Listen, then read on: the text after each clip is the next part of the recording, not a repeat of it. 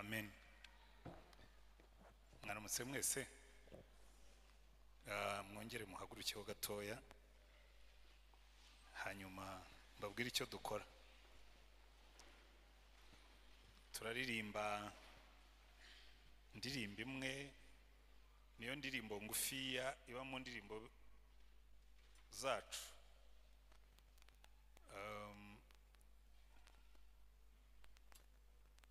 Umwana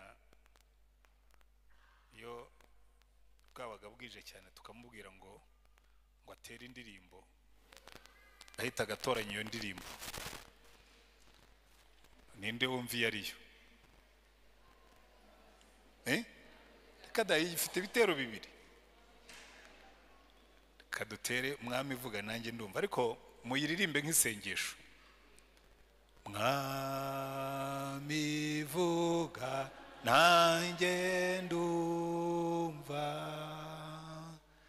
ndindereye cyumbwira, kijya kinezeza cyane, kimpana ibicumuro.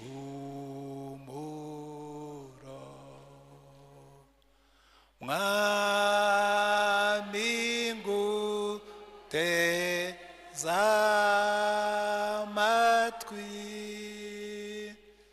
icyo nshakaho niki. Amen. Ekibiri bisengesho ryacu, ariko banza usubiriza umuntu kuri iruhande, hanyuma nurangiza umufata ibiganza dusengeraneho iminota mikeya, hanyuma dufatanye ijambo ry'Imana. Amina. Iyo mufate rwose, nta covid igihari. Dusengerane. Turagushimye Mana yacu, mu ijambo ryawe waduhaye amasezerano menshi. Rimwe muri yo waratubwiye ngo 2 cyangwa 3 nibaterana mu izina ryawe ngo nawe uzaba uri hagati yabo. Ahandi ijambo ryawe reka tubwira ngo ababiri nibahuza umutima kugira icyo basengera, data wo mu ijuru azagikora. Dufatanye mu biganza nk'ikimenyetso cyo guhuza umutima. Reka icyifuzo cyose buri wese uri hano yaba yazanye aza muri uru rusengero, imbaraga zawe zimanukire kuba igisubizo cyazo. Urambura ikiganza cyawe gukora ku muntu wese waba urwaye uri hagati muri twebwe, cyangwa ko baba basize mu rugo urwaye abandi bakaba barimo kumusengera. Izo mbaraga zikiza, zirema, zisubiranya zimanukire gukora umuriro mu hagati muri twebwe. Urambura ikiganza cyawe kugira ngo usubize imbaraga ku muntu wese wari we wase waje yihebye, waje acitse intege, waje atentebutse. Kuko Mwami Yesu waratubwiye ngo abarushye n'abaremerewe bajye baza bagusange, nawe uzabaruhura. Ahandi ijambo ryawe riratubwira ngo tukwikoreza amaganya yacu yose kubera yuko wita kuri twe. Rambura ikiganza cyawe ukore ku mibiri, ukore ku bitekerezo, ukore ku mitima, ukore ku marangamutima, ukore ku bugingo bw'abantu bose. Imbaraga zawe zimanukire gukora umurimo. Kandi mu izina ryawe Mwami wacu Yesu Kristo turasenze ngo waje aremerewe n'ibyaha, kuko Mwami Yesu waravuze ngo nidukira, ngo niwo ukiranukira kutubabarira kandi amaraso yawe akatwezaho ibyaha byose, ngo ariko ukwaturira ibyaha bye wese azababarirwa.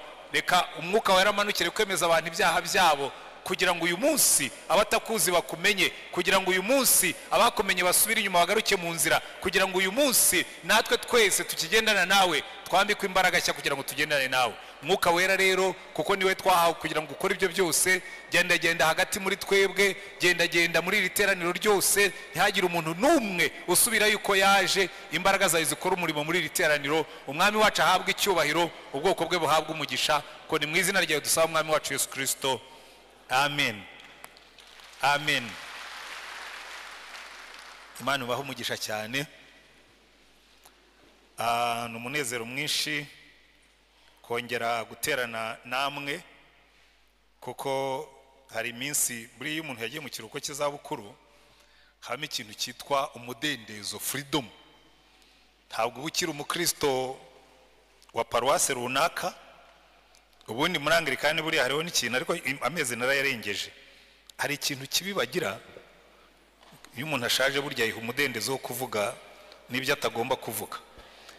Hari ikintu kibi ubundi burya kiba mu mico yacu yo kubwira umupastori ngo iyo umupastori avuye muri paruwasi agomba kumara igihe atayigarukamo ngo kugira ngo atavangira abo yahasize.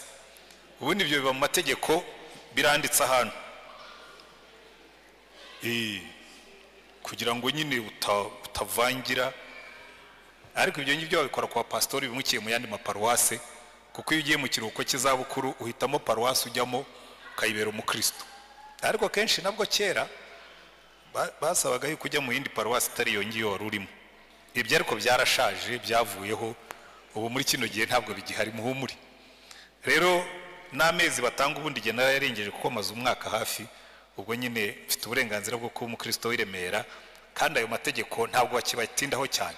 Rero utuntu tumwe na tumwe muba mutazi tuba dugobetse ahantu twishe mu nguni, tumeze nk'inyenzi n'amajeri.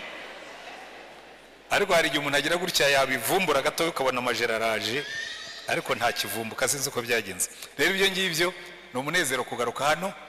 Hari ahantu Pawulo yanditse aravuga ngo mwambereye inkoramutima cyane, namwe mwambereye inkoramutima cyane, kuko ubundi jyewe nayoboye amaparuwasi 3. Nayoboye paruwasi ya Kabuga nkiri umurayiki, mfite umupastori nyobora. Ibyo nabyo bijya bibaho muri Anglikani, bari barampaye umupastori ngo mufashe, hanyuma ariko ari giye ushinzwe kuyobora paruwasi, we akaba ashinzwe amasakaramentu. Hanyuma mvayo nyobora katedrali, ariko paruwasi nabayemo mu buryo bufatika ni paruwasi ya Remera. Katedrali nayo mazemo imyaka 3, ariko Remera nahamaze 12. Urumva nyine niho hantu nabaye koko. Ubwo rero iyo nibutse Remera niyo nsenga, hari isezerano nabahaye nabwiye ngo sinzareka kubasengera, kandi ndabikora pe. Nta munsi njya senga ngo ne gusengera abanyaremera, ari abapastori, ari abakristo, kuko uwo ni umurimo w'abakristo. Ubundi ngewe kuva mu myaka myinshi maze nkizwa, hari ibintu bigera kuri 3 iteka ryose umukristo wiyubaha agomba gusengera. Agomba kwisengera we n'umuryango we, kandi iyo mvuze umuryango ni abantu bose bari mu muryango wawe. Ugasengera itorero, ugasengera igihugu. Ibyo bintu 3. Wenda hari umuntu ubyuka agasenga ya masengesho y'ibijumba n'ibishyimbo, niko njya nyita, Mana undebe umperekeze, jewe je nabanjye, undinde urinde n'imbwa yanjye n'ipusi, akibagirwa ko igihugu ari kinini kuruta ibyo ngibyo. Ujye usengera igihugu, usengera itorero, usengere n'umuryango. Amen. Ubwo rero ndabasengera cyane, ni umunezero mwinshi kugaruka i Remera. Hanyuma reka nihute, murabizi muri kino gihe hagati ya Pasika na Pentecote inshuro nyinshi, kuko twebwe tugendera kuri kalendari y'itorero, tugenda dukurikirana urugendo rwa Yesu n'abigishwa be. Murabizi rero burya hagati ya Pasika na Pentecote hari ikintu kikwereka ubudasa bwa Yesu. Ubudasa, the difference. Buriya Yesu niho ubonera ko atari umuntu usanzwe. Iyo Yesu aba ari umuntu usanzwe, iyo aba ari nkanjye wazutse, sinajyaga mbibabwira hano, iyo aba ari nkanjye wazutse, ibyo Yesu yakoze sibyo nari gukora. Kuko twebwe buriya muri kamere y'umuntu, iyo abantu bakugiriye nabi, iyo abantu baguhemukiye, hanyuma ukaza kubona umugisha, ugomba kubanza ukabicaho. Nigeze kureba muri telefone y'umwana umwe, hari handitsemo ngo Mana uzangirire neza, kandi ugirire neza n'abanzi banjye, ubahe kurama, kugira ngo bazabone umugisha wangiriye neza. Wumvise iryo sengesho ushobora kumva ari isengesho ryiza pe, ukavuga ati uyu ni umuntu ukunda abanzi be nkuko Yesu yatubwiye. Ariko no, igituma basengera ngo barame ni ukugira ngo azabakore ku matama, bamubonye Uwiteka yamugiriye neza, akajya banyuraho akabatera ivumbi, akavuga ati ndabicaho tu mumenye ko Uwiteka yangiriye neza. Ariko nimurebe ukuntu Yesu, ibintu Yesu yakoze amaze kuzuka, ntawe yiciyeho. Ntabwo yagiye kwa Kayafa, ntabwo yagiye kwa n'abatambyi bakuru bari bamubambishije, nta nubwo yakoresheje igiterane mu rusengero kugira ngo abayuda bamenye yuko ibyo yababwiraga byari ukuri. Ahubwo imbaraga yazishyize mu kugarura ku murongo abigishwa be. Iminsi 40 yiyereka abigishwa be abagarura mu nzira. Haleluya. Kuko ubundi cyazanye Yesu ku isi ntabwo ari ukwirata ku bantu. Burya nimubona umuntu yirata, ari abantu rimwe na rimwe ureba, niwumva umuntu akuratira diplome akakubwira amashuri yize, akakubwira agakunda na twa tunyuguti bongeraho. Iwacu iri iyo twakuriye baravuga ngo imfizi ngufi ngo zisunga imigina. Hari igihe rero umuntu yisunga umugina kugira ngo agaragare, akavuga ati ariko kuki mutanyita doctor? Ntabwo muzi ko nize. Kuki mutanyita reverend? Umupastor umwe yigeze kutubwira nako kuko twari turi mu ishuri, hanyuma aravuga ati rwose uyu munsi ndumva nsinzwe ko nabigishe. Ndabwira ntariko mujye mwitondera amatitire, kuko titire si kugira uwuriwe. Noneho ariko narabisobanuye cyane, sinshaka kubisobanura cyane hano, ubwo ndavuga nigisha abanyeshuri kuko ni ibintu twari turimo kwiga. Noneho aramanika, bari bafite uburenganzira bwo kumanika. Iyo nigisha jewe n'abanyeshuri bafite uburenganzira bwo kumanika bakabaza cyangwa bakavuga. Arambwira ati reka mbanze nihane, ati mbabwire ikintu mbaturire. Ati umukristo ahirutse kunyandikira, arangura mbwira ngo mwene data kanaka, ati umujinya narakaye watumye ntanamusubiza, anyita mwene data Rutayisire Antoine. Bangira pastori se ntabwo yabizi, bangira kanoni ntabwo yabyumvise, yagombaga kwandika reverend kanoni.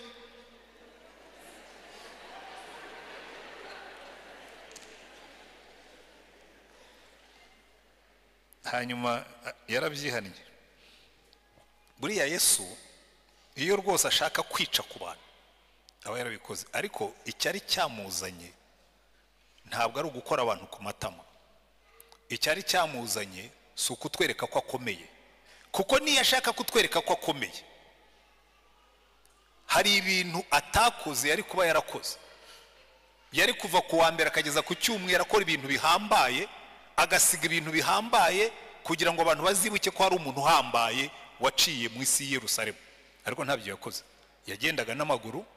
Ntabwo yarabuze iyo ashaka ifarasi, hari n'abari kwimuha banezerewe, ariko yagendaga n'amaguru. Yashoboraga gutubura imigati, iyo ashaka aba yarakoze buranjori akaba umukire. Yashoboraga gutubura amafi, yashoboraga gukora supermarket igurisha amafi kandi nta gishoro yashyizemo uretse imbaraga z'Imana zimurimo. Ariko ibyo yari yarabinesheje. Amara igihe arimo kugarura abigishwa be ku murongo. Nuno munsi nibyo akora. Natwe twicayemo hano twese, icyo Yesu agushakaho, ikizana Yesu iteka ryose, ni ukuza kukubwira ngo ariko uracyari mu nzira, ariko uracyari ku murongo, ariko sinagusubiza ku murongo. Kuko icy'Imana yaje gukora kuva umuntu akoze icyaha no kumugarura ku murongo. Buriya uwo ni wo murimo w'Imana. Muri ibi bice badusomeye tubona Imana iri muri gahunda yo kugarura abantu bayo ku murongo, kuko twese turatana. Murabizi iyo tugiye gukoresha control y'imodoka, ikintu cya mbere abantu bose banza gukoresha ni ukujya gukora alignment y'amapine. Harya babyita ngo iki? Pensage. Kujya kubanza gukoresha pensage, kuko n'amapine y'imodoka ubwayo aragenda yageraho ngaho agatangira agahobagira agatana. Burya natwe niko tumeze, tugomba gukorerwa pensage regiriyeroma. Imana ikavuga ngo reka mbanze nkusubize ku murongo ugendane na Yesu nkuko bikwiriye. Ahubwo reka nkubaze ikibazo uyu munsi, urimo uragendana na Yesu uko bikwiriye? Hano rero mu rusengero twebwe icyo dukora, iyi ni garage ikora pensage. Haleluya. Tukagukorera pensage, tukagusubiza ku murongo, tugakora alignment, urugendo rwawe rukagenda neza, rutondetse neza na Yesu. Amen. Uyu munsi rero turareba ahantu Imana yakoreye pensage abagabo babiri, kandi bibihangange ku Mana, ibasubiza ku murongo, ibagarura mu muhamagaro, ibagarura mu busabane n'Imana. Haleluya. Uwa mbere twabonye ni Dawidi. Buri umwami Dawidi yari umuntu uri special ku Mana, umuntu udasanzwe. Ijya no kumutoranya yabwiye Samuel, aramubwira ngo genda ujye kwa Yesayi w'i Betelehemu, nabonyeyo umwana. Uyu mwana ni umwana udasanzwe, uyu mwana ni umwana umeze nk'uko umutima wanjye wifuza, a man after my heart. Samuel aragenda, ageze kwa Yesayi w'i Betelehemu.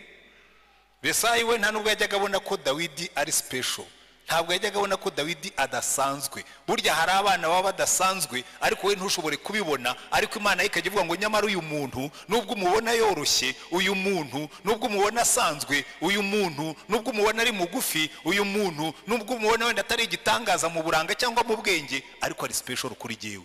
Icyamukundishaga Imana ni iki? Yari afite umutima ukunda Imana, yari afite umutima ushaka Imana, yari afite umutima wumvira Imana. Haleluya. Nimuzitegereza neza muri Bibiliya, Imana yivuga kuri Dawidi, na Dawidi nawe iyo yivuga. Ubundi iyo bavuze Dawidi nicyo uhita wumva mu mutwe, wumva Goliyati. Amen.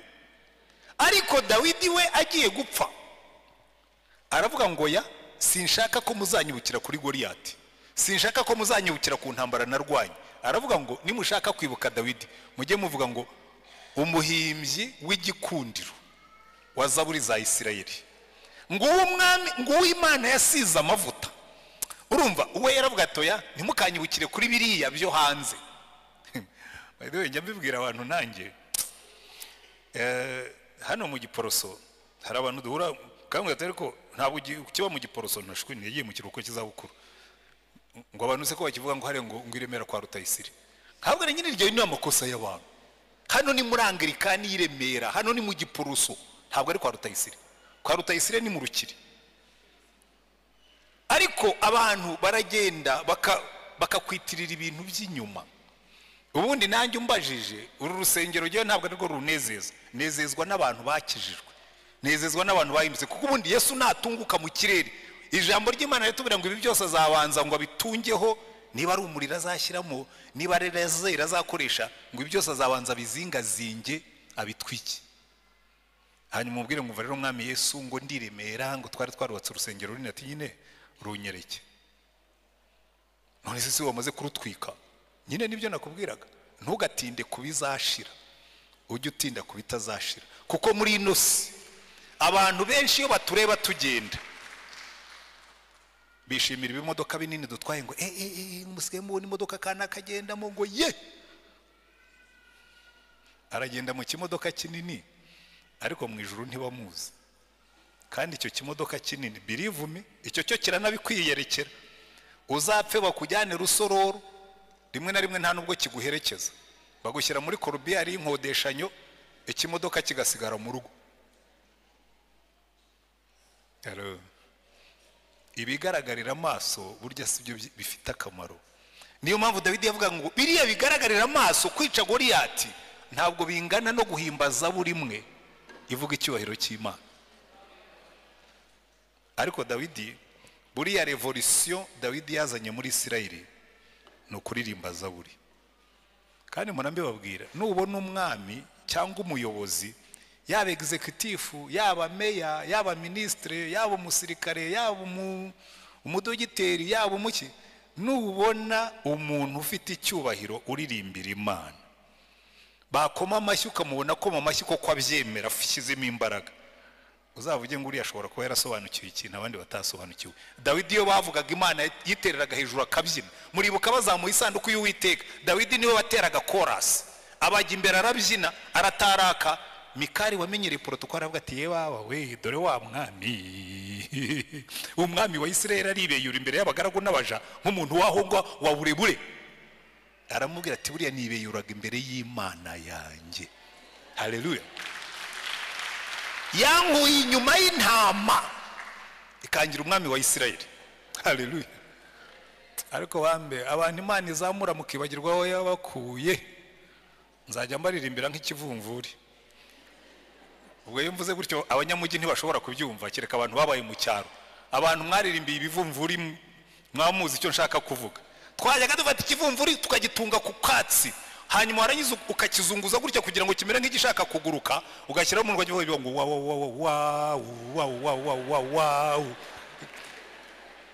Ababaye mu cyaro murabyibuka, uwo wari umukino w'abana, ariko twarakibyiniriraga ukavuga ngo vuga Nyamatanga, vuga nzagusubizaho nagukuye. Njya mbwira Imana, uzambabarire ntuzansubizaho wanguye, aho wanguye ndahazi, ntuzansubizeyo. Ariko buriya abantu mwicayemo hano, Imana ije ikababwira utoke ngiye kukugirira neza ngusubizaho nagukuye. Mushatse mwajya mushima Imana tuzaho twavuye. Haleluya. Dawidi rero yarabizi agashima Imana, ariko uwo muntu Imana ishima, reka nihute kuko ubwo natangiriye ku ruhande. Uwo muntu Imana ishima, hari umunsi Satani yamuciye muri humye, amwereka umugore ari muri etaje hejuru. Hari abantu ujya numva babeshyera Batisheba, ngo urumva ngo Batisheba, ngo hari nabo njya numva bavuga ngo hari abagore mumeze nka, ngo abakobwa mumeze nka Batisheba, ngo mwambara utuntu tugufi ngo tugakurura amaso y'abagabo. Mbabwiza ukuri, Batisheba yari totally innocent muri kiriya kibazo. Ikibazo cya Batisheba nta ruhare yari yarakigizemo. Kuvuga ukuri mwiza, nta kosa uba wakoze. Yirereye iwe mu gikari. Murabiza erega hari abantu twavukiye ahantu hataba dushe, twiyuhagiriraga mu gikari. Yibereye iwe mu gikari arimo ariyuhagira.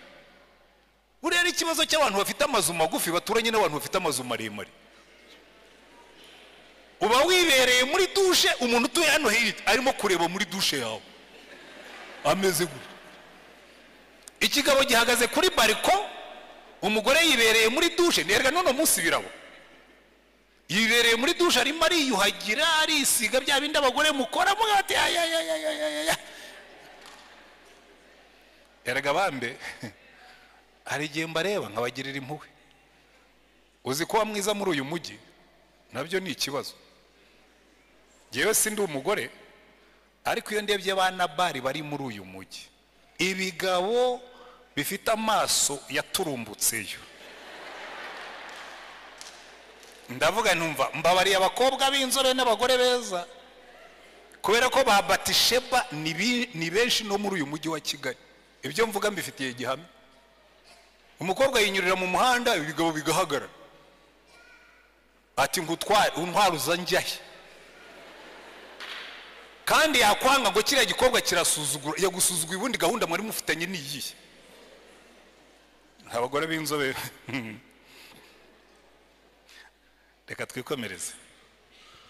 Dawidi umuntu Imana yashimaga, areba Batisheba aramusambanya, amuteye inda. Amaze gusama araza aramubwira ati umva mwami, bya bintu twakoze byagize ingaruka. Dawidi ate ko numva ibyo bintu biri grave. Ibyo kuba umuntu w'Imana, burya ni Imana yari irimo kumukomanga ngo Dawidi ihane. Aho kugira ngo yihane, ashaka gusibanganya ibimenyetso, ashaka kubitwikira. Abwira Yowabu umukuru w'ingabo, bari barateye intuza mu murwa w'Abamoni, aramubwira ati nyoherereza Uriya. Uriya yari umujenerali, nimusoma Bibiliya zanyu neza, Uriya ni mu ntwari 30 za Dawidi. Uriya w'umuhiti nawe arimo, yari umwe mu bajenero bo hejuru. Ubone ntabwo ari generali ujya gutanga raporo y'intambara. Hari abantu baba babishinzwe, hari abantu baba bari batoya. Umwami amutuma ati nyoherereza Uriya aze kuvuga amacumu. Kuvuga amacumu ni ugutanga ripoti y'uko intambara irimo kugenda. Uriya agomba kuba yaratashye avuga ati rwose ibi ntibisanzwe. Kuva ryari umusirikare mukuru, general uyoboye division nini, aho ari ujya kuvuga amacumu? Kuko wasangaga nimusoma Bibiliya zanyu neza, kuvuga amacumu abana batoya, abasirikare b'insoresore nibo babivyiganiraga, ariko abasirikare bakuru ntabwo ari bajyaga gukora ibyo bintu. Uriya ataha yikandagira, agomba kuba yarageze yabaza abagenzi be mu barinda umwami, aronga atari ko sha ibi bintu bidasanzwe kuki umwami yantumyeho. Bagomba kuba baravuga turitonde, muri ino minsi hari akarindi hagati ya bose na muki wawe, hari akarindi tumaze iminsi tubona. Nuko bimeze. Singiye gusangira umugore na boss yanga kujya kuryamiwe, ariko Dawidi icyo yashakaga gukora, ashaka ko agenda akaryama, yanda ikamwitirirwa. Hanyuma umunsi wa kabiri ngo Dawidi abonye atagiyeyo ngo aryame, noneho amuha inzoga arasinda, kuko aravuga ati ibyo byose nimuha inzoga agasinda ubwenge bwe buracurama ataye. Aranamuhamagara ngo ati ariko se kunumvise ko waraye ku gikumba hamwe n'abandi ku gicaniro, kuki utatashye ngo ujye gusuhuza madamu unaryama uruhuke bite byawe? Aravuga ati ariko se Nyagasani, abasirikare nyoboye barimo bararwana n'Abamoni, jewe nitahire njye kwidagadura, njye kubyina, njye kunywa no kuryamana n'umugore, ibyo ntibikaba. Imana yangaye. Ngo aramusindisha, arangije aramuga ati yataha ujye kuryama. Ngo arataha asubira handi ku gicaniro. Mu gitondo Dawidi amenye ko ataryamye, ngo atwikire icyaha cye, yandika urwandiko rw'ibyaha, yandikira Yowabu ati ubu ngubu uriya mumushyira ahantu hakomeye, Abamoni bamutikura apfe. Yowabu agomba kuba aribaje ati habaye iki? Uyu musirikare yapfuye iki na shefu? Amushyira ahantu baramutikura arapfa. Arangije abwira waje kuvuga amacumu, noneho utari n'umusirikare mukuru, aramubwira ati ugende ujye kuvuga amacumu ariko ugende wikandagira. Urabizi Dawidi iyo bamwiciye umusirikare amera nk'intare yakomeretse, ashobora kuza kuguhitana, kuko uriya numwe mu batoni be. Ariko nubona azamuye umugara, umubwire ngo erega mwami na uriya w'umuhiti nawe yapfuye. Yaragiye atanga raporo, amaze kuyiha Dawidi, Dawidi aravuga ngo erega ngo inkota iryumwe ngo eje ikarya undi. Iryo jambo yavuze niryo Imana yamuhanishije, iramubwira ngo ibi bintu wakoze ko wari wasambanye, iyo wihana ntiwongereho icyaha cyo kwica umuntu. Umva mbabwire namwe mwicayemo hano, iki cyaha abantu benshi baragikora. Abakobwa murasambana n'abahungu mugasambana, mwarangiza mukica umuntu, mugakuramo inda ngo murahisha yuko mwasambanye. Mubyare abikirego cy'icyaha cyawe, mubyare nurangiza usaba Imana imbazi, Imana ikubabarira. Ariko wakoze icyaha urangije wongeraho kiri umuna cyacyo cyangwa gikuru cyacyo. Ndetse ibyo Dawidi yakoze n'uno munsi abantu barabikora. Ni bangahe barimo gukuramo amada muri iyi minsi, tukanabishyira no mu mategeko ngo bajye babona uko bakuramo inda. Abantu baragwera ngo erega ngo hari igihe umuntu yabatwaye inda atabishaka. Ubundi ninde utwara inda abishaka keretse Warongo? Mwaretse gusambana ntimwica abantu. Ngo hari igihe uterwa inda n'umuntu utagomba kuyigutera. Ubundi ninde ugomba kugutera inda uretse umugabo wawe? Mujye mwimika ibyaha nimurangiza genda umupastori, reka mvuge nk'uko Imana ivuga. Dawidi amaze kumwica, Imana iraza ibwira Natani ngo genda umbwirire Dawidi ngo ibi bintu wakoze byamubabaje, byababaje Uwiteka, kandi byatumye n'abanzi b'Imana bayituka. Jewe nanibaza ukuntu babimenye, ariko nigeze kureba ndasesengura nsanga burya ntabwo icyaha kijya cyihishira, kuko cyihishiriye Satani ntiyaba kiri Satani. Umva mbabwira bibwira ko ushobora guhisha icyaha. Ntushobora gutwika inzu ngo uhishe umuriro cyangwa uhishe ivu, kandi Satani ntiyaba kiri Satani akuretse ugakora ibyaha. Hari abantu bajyaho abagore bakigira smart ngo akagenda akajya gusambana, ngaho nimujye mu smart. Na Satani nawe ni smart, kuko agomba kugukoza isoni. Nahoze nigisha abantu ejo, uyu mujyi rero urimo ubugoryi bwinshi, ariko nganze nigire kuri Petero kuko niwe nigishaga, sinzi impamvu natinze kuri Dawidi. Ariko ubwo wenda hari Imana ishaka gukosora. Mu gitondo ndimo kwinanurira imitsi y'abasaza, ngenda inyuma y'abakobwa babiri, sinzi aho bari bavuye gukora akazi ka nijoro. Iyo mvuza ka nijoro ubwo murumva kariko umukobwa umwe arimo kubwira undi ati sha kiriya kigabo rero kizi ko kimfite kandi ntikizi ko ari giye ugifite. Ati nzamurya. Ndavuga risha uyu mugabo iyo mba muzi nari kumuhamagara nkamubwira ntumva wa mugabo we imigambi numvise barimo kugukorera.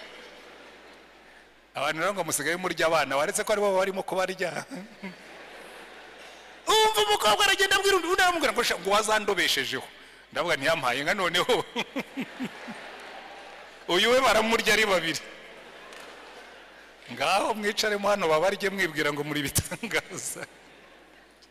umva hari buriya mu gitondo ngiye buriya ushaka kumenya uko umujyi waraye ujye ukora siporo mu gitondo uhere saa 11 ugeze saa 1 imodoka zitangiye kugenda kuko saa 11 n'igice kugeza saa 1 hagenda abanyamaguru kandi abanyamaguru iyo bagenda baganira kandi ngewe ngira ingeso yo kwandarika amatwi yanjye iyo ngenda ndumva ngenda numva hari abanyuraho barimo kuririmba hari abanyuraho barimo kwitotomba hari abanyuraho barimo kuvuga nk'ibyo ngibyo nababwiraga bituma umenya uko umujyi uteye. Dawidi Imana imutuma yaramubwira ngo kuva wakoze icyo cyaha inkota ntizava mu rugo rwawe. Ariko icyatumye Imana imutumaho Natani yaramubwiye ngo icyaha cyawe nakikubabariye nagitwikiriye kuko Imana yacu iba muri business yo kugarura abantu mu nzira. Kuva Adamu na Eva bakoze icyaha Imana iri muri business, iri mu murimo wo kugarura abantu mu nzira. Niba nawe wicayemo hano ukaba warigeze kugendana n'Imana ariko ukaba warasubiye inyuma ukaba waragiye nka Dawidi cyangwa ukagenda nka Petero tugiye kuvugaho mu magambo makeya, Imana uyu munsi yakuntumye wirambwira ngo mbwirira abantu banjye ngo nimugarukire Yesu. Haleluya. Kuko niwo murimo wazanye Yesu, kugarura abantu be, ngo yaje gushaka icyari cyazimiye. Dawidi Imana iramubabarira ariko ibihano birakurikira. Ubwo Adamu na Eva bari bamaze gukora icyaha, Imana yaje kubagarura ariko barayinanira. Imana ibwira Adamu ariko se wabwiwe n'iki ko wambaye ubusa? Ntabwo waba wariye rwa rubuto nakuje ngo sigewe n'uriya mugore. Ibaza umugore atari se Eva byagenze bite ngo urye ubuto nawe uje sigewe n'iriya nzoka. Bikwereka ngo abantu ntibajya bakunda kwihana ahubwo bagukunda gukora nka Dawidi, barenzaho, baratwikira, barihishahisha, barabundabunda. Ariko Imana ikaza guhagararira ngo ntushobora kubundabunda nkureba, garuka mu nzira. Abarimo kubundabunda mwese mu buryo bumwe cyangwa ubundi ndabashuje, ariko Imana irababwiye ngo garuka mu nzira kuko ntushobora kwihisha amaso y'Imana. Umuntu aragenda akazenya amatara, agakinga urugi, agashyiramo urufunguzo. Imana yo no mu mwijima irareba, iravuga ngo no mu mwijima ibintu byose bigaragara nk'ibiri mu cyo witangaza. Umuntu akagenda, tuzagenda tujye kuraho batatureba. Niyo wajya Dubai uzasanga Imana ariho gutegerereje, ntaho uzihisha amaso y'Uwiteka. Yego ibyo mbabwira bifite reference. Umugabo asezerana n'umugore utari uwe, umugore akandika nk'ugiye ku kazi ngo agiye muri misiyo, ku kazi agasiga asabye konje akabeshya ko agiye mu rugo, bagahurira Rusizi. Kandi Uwiteka barimo kukureba, ariko umutima w'Imana ni umutima wo kutubabarira. Niba wicayemo hano warakiriye Yesu nk'umucunguzi n'umwami kandi ukabuzi neza kurimo kugenda ubundabunda mu byaha, uyu ni wo munsi wo kubwira Imana ngo Mana mukiza numvise ijwi ryawe ry'imbabazi rimpamagara ngo nozwe n'amaraso ya. Iyo niyo ndirimbo yacu y'uyu munsi. Ariko ni muntu twarebye, reka unihute, dufite undi muntu w'igitangaza witwa Petero. Uyu Petero rero yari inkoramutima ya Yesu mu buryo budasanzwe. Ahantu hose Yesu yagiye afite ikintu agiye gukorayo yatwaraga Petero. Ajya guzura umukobwa wa Yayiro yari hamwe na Petero. Nyirabukwe wa Petero arwaye, Yesu yagiye kumuzura. Ubwo yahinduka gukundi ku musozi yari hamwe na Yohana na Yakobo na Petero. Petero yabaga ari ahantu hose Yesu ari. Kandi Petero akagira utugeso tumwe tuvamo imbaraga. Petero icyambere yakundaga kuvuga. He was always talking. Buri kintu cyose yabaga gifiteho igitekerezo. Yesu aza kubabaza aravuga ati ariko abantu bavuga ko ndinda, ati ninde utabizi? Uri Kristo uri umwana w'Imana. Undi ati byose wowe ubyihishuriye ni Imana ibikubwiye. Ariko mu munota ukurikiye aravuga ati rero ubwo mwamenye uwo ndiwe, icyazanye Kristo ni ugupfira abari mu isi. Petero araza ati nkubwire rero mugire inama ya kigabo, ibi rero byo ubyibagirwe, ndakugira inama y'umunyabwenge. Ntabwo umuntu nkawe akwiye kujya ku musaraba bakakubamba duhari. Yesu aramubwira ati inyuma yanjye Satani. Yari amaze kumushima nk'ufite ishuri warangije, amuhinduye satani. Kubera iki? Petero byose byamucagamo. Hari abantu bameze nka Petero, iyo bageze mu kabyiniro barafashwa, niyo bageze mu rusengero barafashwa, hose barafashwa. Satani ashobora kumukoreramo nk'uko Imana imukoreramo.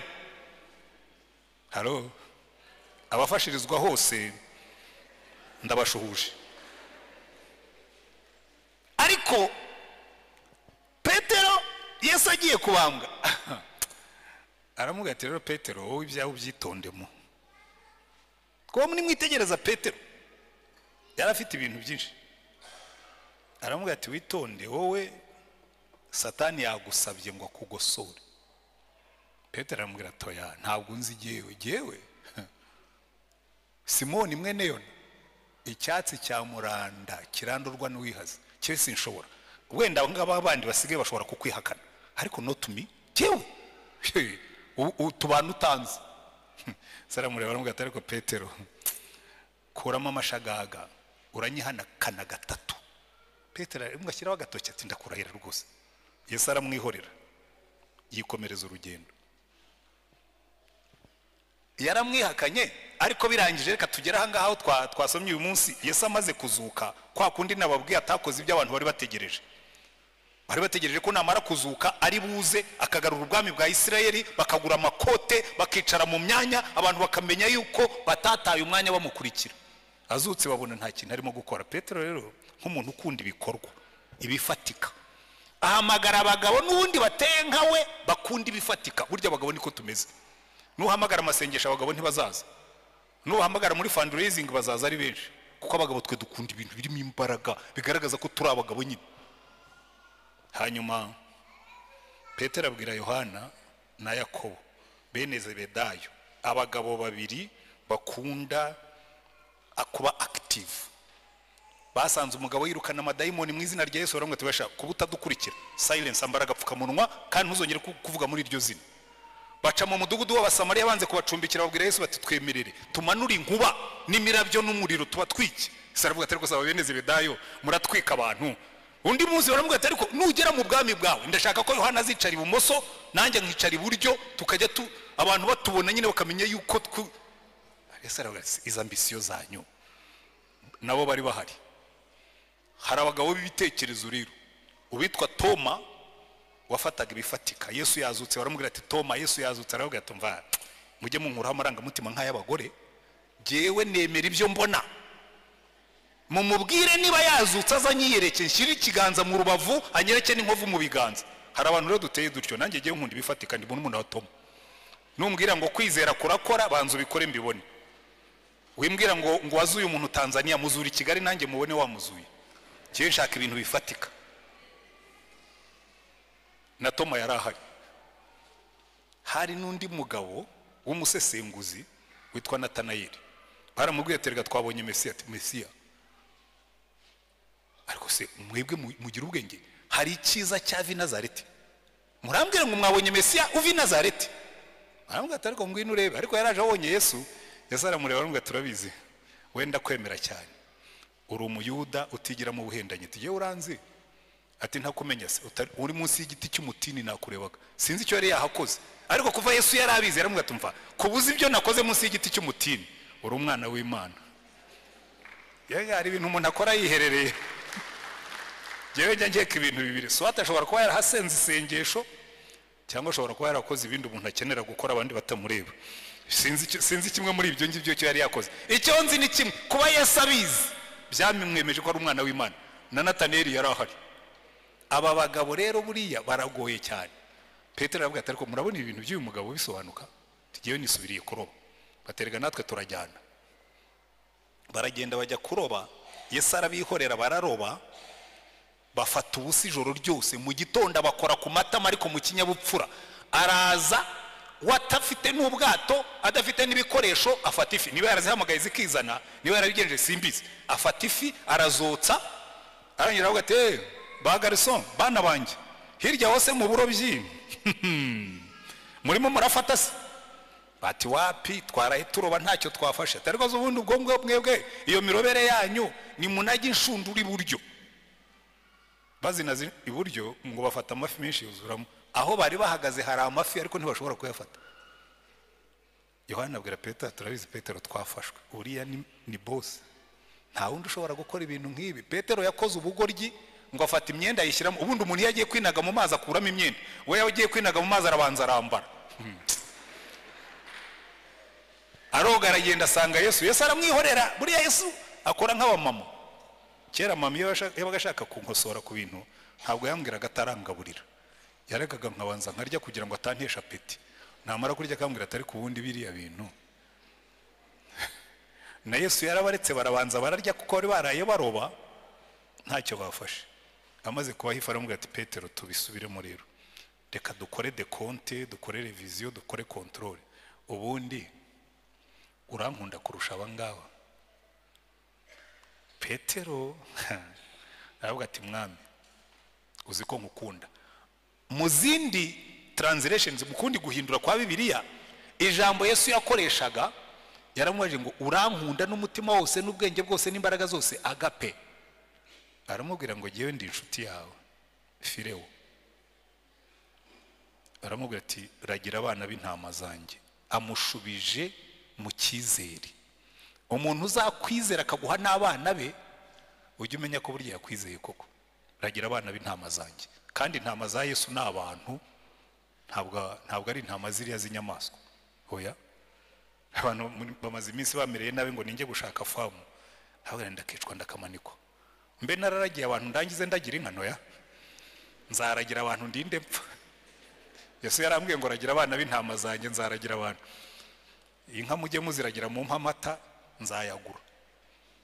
Ariko byo gusubira kujya gukora amafamu no kwiruka inyuma y'inka byararangiye kera. Ibyo Imana irakarama. Abajya guhinga ibigori n'ibikomereza umurimo nzajya ndya kawunga naguze. Ariko amugiriye icyizere aramubwira ati ragira abana b'intama zanjye. Arongera amusubiriramo kuko yamwihakanye gatatu. Aravuga Petero, uribuka shaho urimo kwitotomba ngo ngura icyatsi cya muranda kirandurwa n'uwihaze, ngo aba bose bashobora urankunda kuruta abangaba? Buriya mu magambo make yamusubiriyemo ibyo yari yavuze. Uko yamwihakanye gatatu niko yamugaruye mu murimo gatatu. Aramubwira ati mwami, ndi inshuti yawe. Aramubwira ati ragira n'intama nazo ndaziguhaye. Noneho ubwa gatatu akoresha rya jambo yakoresheje. Aramubwira ati ariko se ubundi uri n'inshuti yanjye. Nicyo cyababaje Petero. Avuga ati noneho n'ubucuti nabwo arabushidikanije, kuko inshuti yo ishobora kugutererana kandi zijya zibikora. Hari ahantu Imana ivuga ngo ariko se ngo umubyeyi yakwibagirwa umwana we ngo ngo ashobora kumwibagirwa, ngo ariko jyewe sinzabibagirwa kuko nabaciye mu biganza nk'imanzi. Ese inshuti ishobora guhemukira inshuti? N'abagabo bahemukira abagore basezeranye. Ariko se inshuti ishobora guhemuka? N'umuvandimwe arahemuka. Ariko Yesu akavuga ngo ya jyewe sinzabahemukira. Aramubaza ati no kuba inshuti uri inshuti?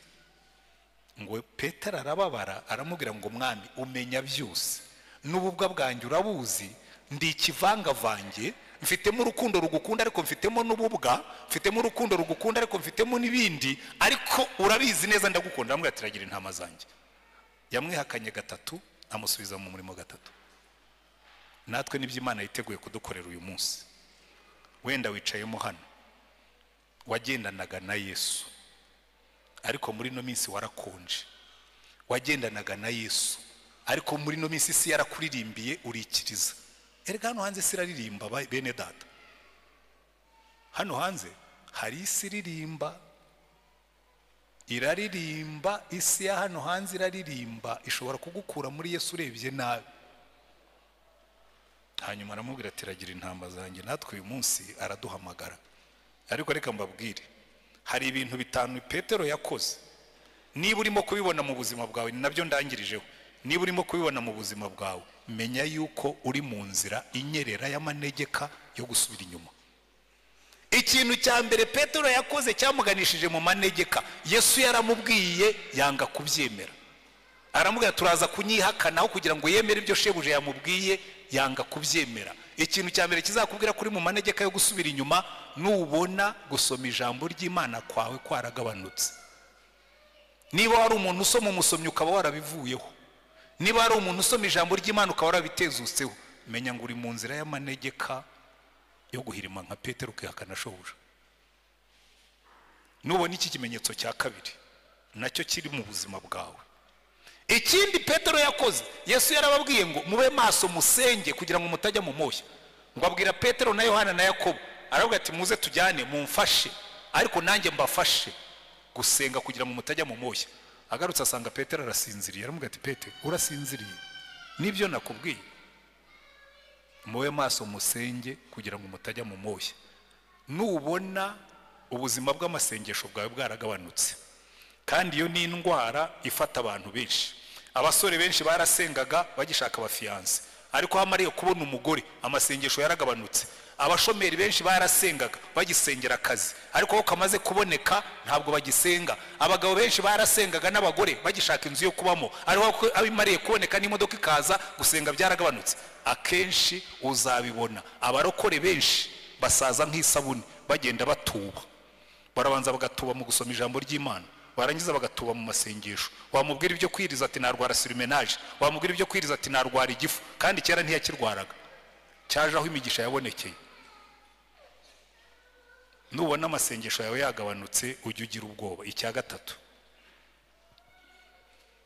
yakurikiye Yesu arenga ahinguka. Hari igihe ugenda mu buzima bwawe ukumva Yesu agenda agabanuka akarenga uhinguka. Ndenda kubabwira ikintu kimwe, nubona urenga uhinguka ujye ugira ubwoba.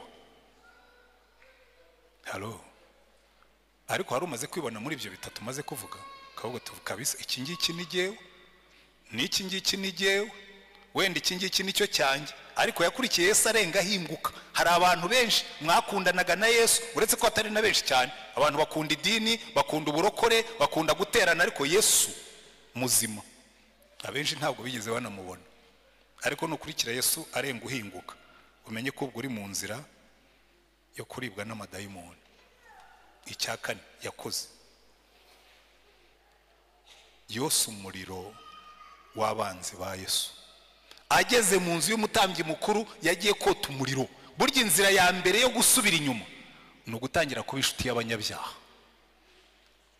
Umva, ariko yensigaye abantu turaganira nkavuga ariko kuki mutabyumva. Umukobwa aragenda akajya mu biro by'umupagani, ati atari ko vraiment umuntu nkawe yaremewe hehe koko? Agatangira akakuririmbira akakubyinirira, aho kugira ngo umenye yuko urimo kugwa mu mutego, ahubwo ukarushaho kwegera ngo bakubwire ibyinshi birenzeho. Umuntu utukurikiyeho ukisanga waguye mu byaha. Ntuzote umuriro w'umupagani, cyane cyane iyo uri umugore. Abakobwa wenda ashobora kubyumva bavuga ati ariko se avuga ngo iki? Umuntu w'umusaza ungana nkanjye aba inshuti y'inkumi ingana nturiya, ufite ubukene bugeze ahantu wigurisha ukigurisha udufaranga tw'amanjwe. Ariko ndatangara kuko hariho n'abasaza barekura. Ariko zikubona umuntu asinya sheke ya miliyoni 15. Hari abantu babonye amafaranga babona nayo gupfusha ubusa. Agasinya miliyoni 15 akaziha umuntu nta kindi kintu uretse gusa kumubona ari inzobe cyangwa asa neza. Ariko ibyo si ikibazo kuko abatanga umutungo we. Ariko wowe ubyakira urimo urota umuriro w'umunyabyaha. Icyakora niba ushonje warakennye Imana yarinaniwe, ubwo uzayibwira utumva rero Mana nabonye bikunaniye, hanyuma nishakira rudosokuru umupira w'ubutabazi. Ariko icyo nenda kubabwira, Petero yose umuriro w'abanyabyaha. Abantu benshi murimo urota imiriro y'abanyabyaha, ukicarana n'abantu bakubwira iby'ibyaha bikakuryohera, ukabikunda, ukabijyamo, ukisanga abagabo barimo barawota, abagore barimo barawota, abakobwa barimo barawota. Uyu muriro w'abanyabyaha murimo kota uzavamo kwihakana Imana. Erige wakoze ibyaha bakoze ibyaha. Hanyuma icyanyuma yakoze, yanze gutanga ubuhamya. Buri ikintu kizagukiza umuriro w'abanyabyaha no gutanga ubuhamya. Ni wicarana n'abanyabyaha ujye ubanza umuha ubuhamya. Umuntu natangira kukubwira ati ndagukunda ujye umubwira, cyane cyane n'uburi umugore rwose. Kirimo kumbabaza muri iyi minsi n'abagore, kuko ingo nyinshi zirimo zirasenyuka kandi harimo iyo element y'ibyaha. Umuntu utangiye kukubwira ujye umwereka impeta, umubwira utumva rero genda umugore ufite umugabo, icyo ni kimwe. Icya kabiri ndi umugore wiyubaha, ariko icya gatatu kurutaho nubaha Yesu kandi ahaduhagaze arimo arandeba. Tanga ubuhamya bwawe. Petero baramubwira ati wa mugabo we ntabwo wari uri hamwe n'uriya mugabo. bari bamuhaye okaziyo nziza yo gutanga ubuhamya. Umuntu natangira kukuzanaho ibyaha ujye umenya ko guhaye okaziyo nziza yo kumuha ubuhamya. Umuntu natangira kukubwira ibintu by'ibyaha ubonye okaziyo nziza yo kumubwira uri we. Umuntu natangira kukubwira ibintu bitari byo ubonye okaziyo nziza yo kumubwira Yesu n'ibyo Yesu akora mu buzima bwawe. Ariko kubera ko dukunda gushimwa n'abantu no gukundwa n'abantu cyangwa se n'ibintu, dutakaza umwanya wo gutanga ubuhamya. Ibi bintu bitanu nubibona mu buzima bwawe uzamenye kuri mu nzira yo kugwa. Icya mbere, nubona urukundo rw'ijambo ry'Imana rwaracogoye muri wowe, ushyireho tiko uvuge ngo ahangaha ubwo ntakirya ngiye kugira intege nke. Nubona igihe cyawe cyo gusenga cyaragabanutse uvuge utubu noneho ndagiye, bibiri byapfuye. Nubona usigaye ukurikira Yesu arenga uhinguka ukajya wumva ibintu by'Imana bitake gufata cyane, shyiraho tiko uvuge ngo ndagiye. Nubona usigaye uryoherwa no kujya kuri WhatsApp ukohereza inzenya zitagira umumaro, ukohereza inzenya zinavuguruza, hari ibintu byatumariye abantu. Inzenya z'ibyaha ziri kuri WhatsApp, ziri kuri YouTube, umuntu akicara agaseka, uraseka urimo kota umuriro w'abanyabyaha. Ibyo wariye nibyo usa nabyo. Hanyuma nubona utakigira ishyaka ryo gutanga ubuhamya, ubundi abarokore barangwa no gutanga ubuhamya, uzamenye ngo buriya ibyanjye bishobora kuba biri, ariko uzibukira ijambo. Yesu ari muri business yo kugarura abantu mu nzira. Wenda nawe uyu munsi arimo araguhamagara, arakubwira ngo ibuka aho wavuye ukagwa, wongere ugire urukundo rwa mbere, ugaruke mu nzira. Hanyuma niza akatubwira twese uko tungana ngo munkurikire, twongere tugendane turi korekore dufatanya agatoki.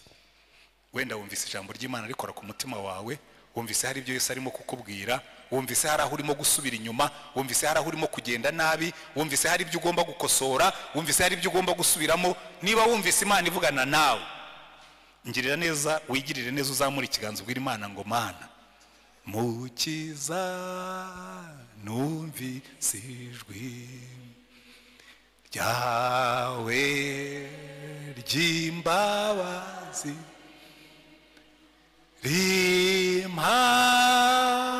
rimpamagara ngo nozwe n'amaraso ya nditabye Yesu, ndaje mukiza amaraso wavuye anyoza ntunga. Zamura ikiganza cyawe ugira icyo ubwira Yesu, umubwire ngo ndaje rwose, ibyo ntatunganya nabibonye, ntabwo nshaka gusubira inyuma, ntabwo nshaka yuko uzajya urenga mpinguka, ndambiwe ko umuriro w'abanyabyaha, ndambiwe ko. Turagushimye Mwami Yesu. Ibi biganza byose bizamutse imbere yawe, ni abantu bemera yuko bumvise ijwi ryawe. Rambura ikiganza cyawe ufate buri muntu aho ngaho yakweretse, umusubizemo imbaraga, kuko nicyo cyakuzanye hano mu isi. Waraje gushaka icyari cyazimiye, waraje gushaka abari bafite intege nke ngo basubizemo imbaraga, waraje gushaka abari batangiye kuyoba kugira ngo bagarure mu nzira. Uko washatse Petero niko natwe urimo kudushaka, kandi urangije uratubwira ngo nzabaha imbaraga mu bagabo kumpamya. Reka imbaraga zawe zimanuke kandi ufate abo bantu bose ubeze, numara kubeza ubuzuza imbaraga, bahesha izina ryawe icyubahiro kandi bahe umugisha mu murimo wawe, mu izina ryawe Mwami wacu Yesu Kristo, amen. Imana ibahe umugisha.